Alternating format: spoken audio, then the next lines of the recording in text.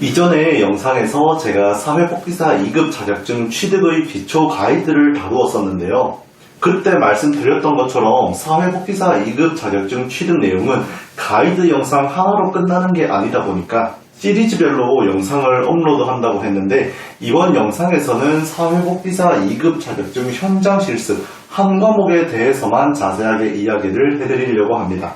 난이도가 어렵거나 그런 건 아니지만 알아야 할 내용이 많다고 말씀을 드렸었는데요. 오늘 준비한 사회복지사 2급 현장 실습 내용을 보시면서 알아야 할 내용을 알고 오해하고 있었던 내용들이 있다면 시원하게 풀고 가시길 바랍니다. 자, 바로 시작할게요.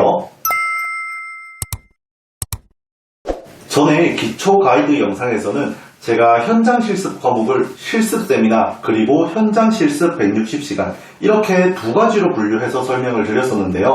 이번 영상에서는 세미나, 실습 160시간 이것보다 더 자세한 내용을 알기 위해서 실습 안에서의 과정이 아닌 실습을 신청하는 기관을 먼저 설명드리려고 합니다.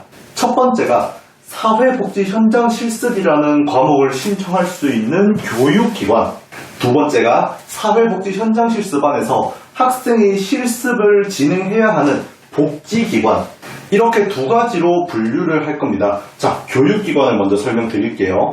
제가 사회복지사 자격증 취득 관련해서 이야기를 할 때마다 항상 강조하는 것, 사회복지 현장 실습도 하나의 과목이다. 하나의 과목이기 때문에 학습자분들께서 이론 수업을 들으셨던 것처럼 똑같이 수업 신청부터 시작을 해서 수업을 듣는 것, 중간고사, 기말고사, 과제, 토론 이런 것들, 사회복지 현장 실습도 전부 다 있습니다. 교육기관이라는 것은 내가 이 사회복지 현장 실습이라는 과목을 신청하는 기관을 의미하는 겁니다. 그러면 이 사회복지 현장 실습이라는 과목은 어디에서 신청하는가? 실습 과목을 신청할 수 있는 교육기관을 구하는 방법은 크게 두 가지로 나뉘게 됩니다. 저희가 사회복지사 2급 자격증 이론 수업들 있잖아요. 사회복지 개론도 있을 거고 실천론 이런 과목들, 학점은행제 수업을 들을 수 있는 기관에서 사회복지 현장 실습을 개설한 교육원도 있어요. 사회복지 현장 실습이라는 과목을 개설한 학점은행제 평생교육원에서 과목을 신청하는 게 첫 번째 방법. 다음으로 말씀드릴 방법이 사이버대학교 홈페이지에 들어가시면 시간제 수업이라는 칸이 따로 있습니다. 사이버대학교 시간제 수업이란 무엇이냐? 사이버대학교 안에서 학점은행제 학점으로 인정해주는 과목을 개설한 것을 의미합니다. 사이버대학교 시간제 수업에서도 사회복지사 현장 실습 과목을 모집합니다. 여기서 신청하는 게 두 번째 방법. 학습자분께서 실습 과목을 신청할 수 있는 교육기관을 구하는 건 학점은행제 평생교육원 또는 사이버대학교 시간제 수업, 이 둘 중에서 구해주시면 되고요. 수업 신청할 때 주의사항, 많은 분들이 아시겠지만 현장 실습 과목은 모집 인원에 비해서 지원하는 학생이 굉장히 많은 과목입니다. 수업 신청 시기를 딱 맞게 준비하지 마시고 정규 학기 시작 최소 한 달 전에는 미리 기관을 알아보고 선택해주세요. 실습 신청 시기를 놓치면 무조건 자격증 취득 기간 연장으로 이어집니다. 그리고 실습 수업의 비용 많이들 물어보시죠. 실습 과목을 수강 신청할 때 교육기관에 납입해야 할 비용은 최소 30만원입니다. 사회복지 현장 실습, 이 한 과목에 대한 비용이 30만원이라는 것이고요. 실습 한 과목에 대한 비용은 30만원을 기준으로 잡되 30만원 이상 나올 수도 있다는 것을 꼭 고려해주세요. 교육기관에 납입해야 할 비용은 여기까지만 알아주시면 될 것 같고요. 자, 그러면 이렇게 해서 현장 실습 과목을 신청했어요. 신청한 뒤에 바로 확인해야 할 게 실습 공지사항입니다. 현장 실습 과목을 신청하게 되면 세미나 수업, 실습 인정 기관과 관련된 공지사항을 확인할 수가 있는데요. 공지사항 안의 내용들을 확인하고 무조건 알아봐야 하는 것. 학생이 실습 160시간을 들을 수 있는 복지기관을 알아봐야겠죠. 실습해야 하는 복지기관 알아보는 것 때문에 걱정하시는 분들이 많은데 의외로 복지기관 알아보는 건 어렵습니다. 제일 많이 알려진 게 사회복지사협회 자격관리센터에서 사회복지 현장 실습 선정기관 다운로드 받고 준비하는 거. 인터넷 검색창에서 사회복지사협회 자격관리센터 클릭을 하신 뒤에 사회복지 현장 실습 선정기관 현황 클릭하시고 사회복지 현장 실습 기관 선정 현황을 클릭해서 다운로드 받아서 여기에서 복지기관을 찾는 게 첫 번째 방법. 다른 방법도 비슷합니다. 복지넷 사이트에 들어가셔서 찾아보는 건데요. 인터넷 검색창에서 복지넷 검색을 하고 클릭을 하시면은 이렇게 일자리라는 칸이 있습니다. 여기에서 사회복지 현장 실습을 클릭하시면 실습 모집 기관을 확인하실 수가 있어요. 기관을 클릭해 보시면 언제부터 언제까지 실습이 가능하고 실습 비용까지 자세하게 나와 있습니다.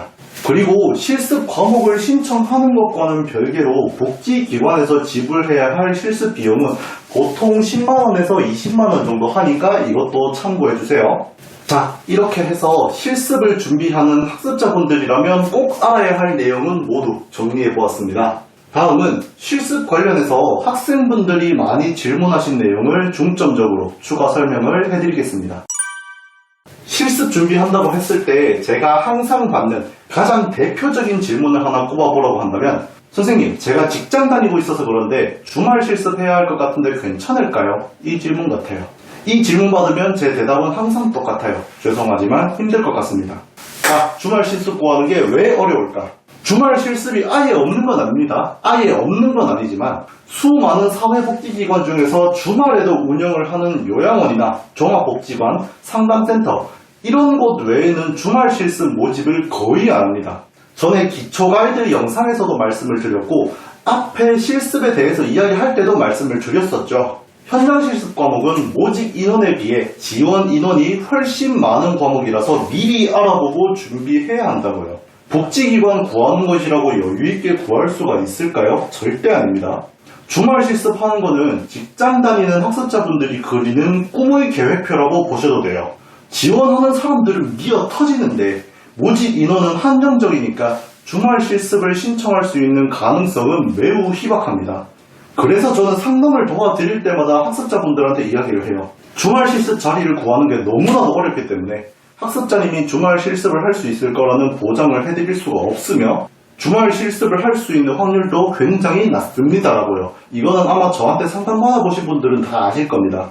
실습을 알아보고 있다. 그런데 내 상황이 안 좋다. 그래도 내가 주말 실습을 할 수 있을 거라는 기대감은 최대한 내려두고 실습을 알아보는 걸 권장드립니다. 실습을 해야 되는 시기가 왔다. 그러면은 한두 달 정도는 평일에 시간을 낼 수 있게끔 시간 조율을 해주시는 것을 권장드립니다. 그리고 두 번째, 간접 실습 어떻게 하는 건가요? 라고 많이 물어보죠. 근데 간접 실습은 플래너로 근무하고 있는 제가 안내해드리는 사항도 아니고 수강 신청한 교육원에서 안내해드리는 것도 아닙니다. 실습 160시간을 채워야 하는 복지기관, 여기에서 간접 실습 관련해서도 설명을 적어두고 있어요. 기관에서 실습 공지를 할 때 몇 시간에서 몇 시간은 간접 실습이 가능합니다. 이런 식으로 적어두거든요. 간접 실습이 가능한 기관이라면 진행 요령도 모두 기관에서 따로 설명을 해드립니다. 간접 실습 내용을 실습 공고에 적어두는 기관이 대부분인데 반면에 안 적어두는 기관도 있거든요. 안 적어둔 기관의 경우에는 직접 전화를 해서 물어보셔야 합니다만은 실습 공고를 보는데 모집 공고란에 간접 실습 관련 내용이 없다. 그러면은 간접 실습이 안 될 확률이 더 높습니다. 간접 실습 관련된 내용은 무조건 실습을 받게 되는 복지기관에서 공지한 내용을 확인하고 더 궁금한 부분이 있으면 기관에 직접 이야기를 해서 답변을 받으셔야 합니다. 자, 마지막으로 플래너가 기관 연계해준다는데 믿어도 될까요? 라고 물어보죠. 짧고 굵게 끝내겠습니다. 현장 실습 알아본다고 하면 제가 여기에 적어둔 두 가지를 알아보게 됩니다. 내가 사회복지 현장 실습이라는 과목을 신청할 수 있는 교육기관 하나, 내가 160시간의 현장 실습을 진행해야 하는 복지기관, 이렇게요. 교육기관은 연계가 됩니다. 플래너 소속에서 실습 연계가 안 된다고 해도 교육기관 알아보는 거는 플래너가 따로 도움 드릴 수가 있어요. 그리고 이건 플래너로 일하고 있다면 학습자분들에게 당연히 해줘야 할 서비스입니다. 수업 신청하는 건데 당연히 해드려야죠. 얘는 무조건 되는데 혹시라도 플래너가 복지기관까지 알아봐줍니다. 또는 연계해드립니다. 라고 하면은 그냥 걸으세요. 이건 교육원도 마찬가지입니다. 복지기관 연계는 그 어떠한 경우에서도 불가능하기 때문에 수강 신청한 교육원이든 플래너든 실습받는 복지기관까지 연결해준다고 하면은 빠르게 걸으시면 됩니다. 네, 이렇게 실습에 대한 내용을 정리를 해보았습니다. 알아두어야 할 게 조금은 많다 보니까 하나하나 자세하게 설명을 드렸고요. 오늘 제가 다룬 내용 안에서 궁금하신 부분이 있을 수도 있고 아니면은 제가 설명드린 내용 외에서 다른 부분이 궁금할 수도 있을 겁니다. 학습 상담이 필요하시거나 문의사항이 있다면 설명란에 있는 오픈 카톡 링크 아니면 댓글을 이용해 주셔서 제게 이야기해 주시면 답변을 도와드리겠습니다. 오늘 영상을 보고 나서 실습에 대해서 자세하게 알았다 하신다면 구독과 좋아요 부탁드리고요. 저는 지금까지 기름진 학점은행제 안선생이었습니다. 감사합니다.